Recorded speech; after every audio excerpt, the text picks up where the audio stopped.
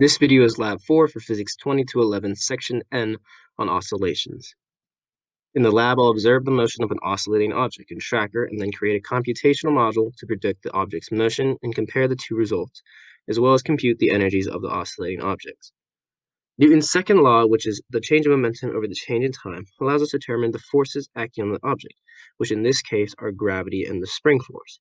And the spring force is found with Hooke's law, which is the negative k constant times S, which is the final length of the spring minus the initial length of the spring.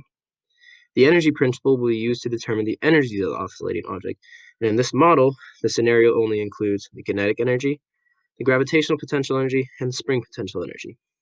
We will use the energy equations, which are listed in front of you, and the update formulas for position and velocity to predict in our model.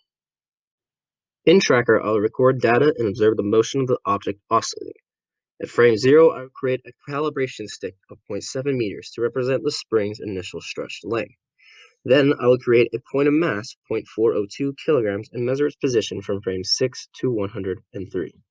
Next, I created axes with the origin at the fixed point of the spring, and after measuring the positions at each frame, I calculated the period, which came out to be t equals 1.59 seconds, using the y position graph, and copied the data, the observed data of the positions, into a CSV file.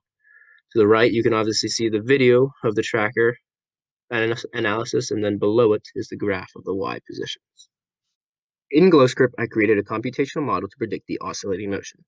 I set the ball's mass to 0.402 kilograms and the ball's position to the initial position in the tracker video.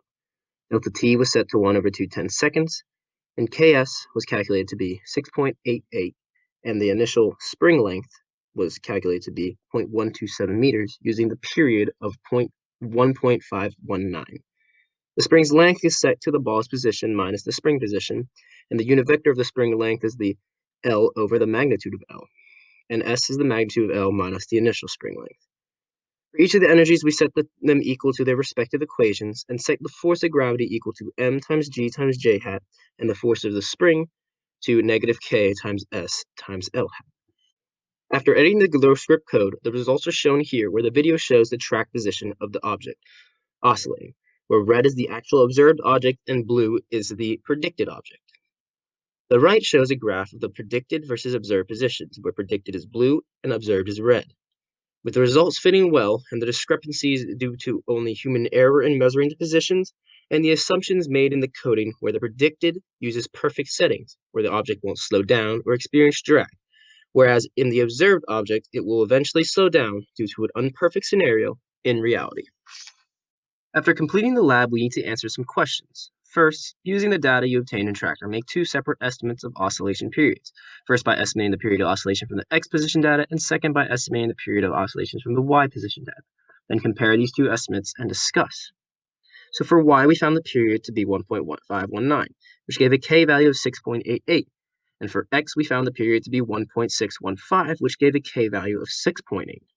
Clearly, the period for y is quicker and more preferable, given that the spring is stretching in the y direction.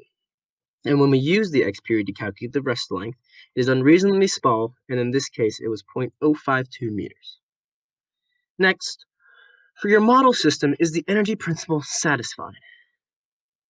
Well, my model satisfies the energy principle because the change in energy is zero, and the energy principle states that energy cannot be created nor destroyed.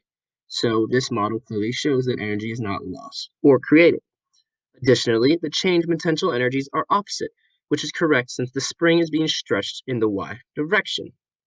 Finally, the kinetic energy appears to be correct because over time, the object on the spring will slow down, causing the kinetic energy to fluctuate less and less as the velocity decreases. Thank you.